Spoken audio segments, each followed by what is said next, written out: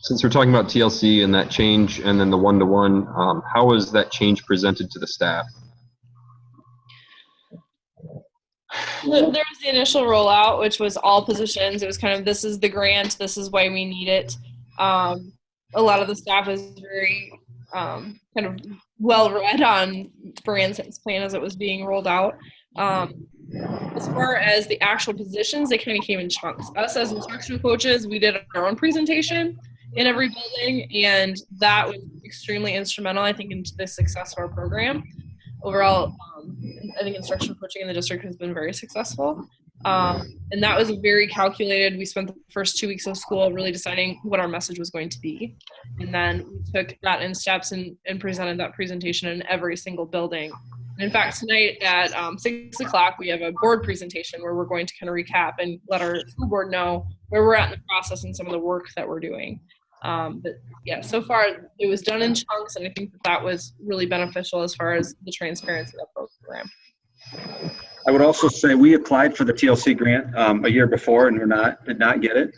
Mm-hmm. So we had a little bit of idea of what was coming because we knew that we just missed getting it the year before, so that we knew we had a very high probability of getting it this year.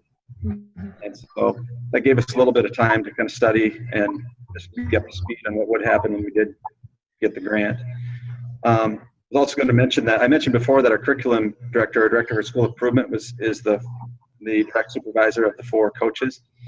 And I would say a lot of the success is due to her strength in protecting us, making sure that we have time and resources to do our job and that we're not being pulled away by the building principal to do other things. Yeah, we're finding that out too with instructional coaches or people who are using instruction to teach ways to integrate, especially technology. They become the fix-it guys, mm-hmm. Right? Instead of the actual design for a classroom or something like that. So that was one of the things we were very careful of as we did that. We call that drive-by coaching, when people just kind of ask us questions really quickly and kind of want quick answers. And we try to really frame our questions to be, okay, what are you using this for? What is your student goal? How are you going to facilitate continued use? And that kind of changed the conversation from, hey, how do you do this program? What is Kahoot? What is, these fancy programs, to what is the student learning goal? Because it's one thing to use technology. It's another to use technology to impact student learning. It's not about the technology, it's about the learning behind the technology. So I think that making that distinction helped in that process. I will say that we've said yes to doing some things that maybe at the beginning of our enrollment process to try to get our foot in the classroom.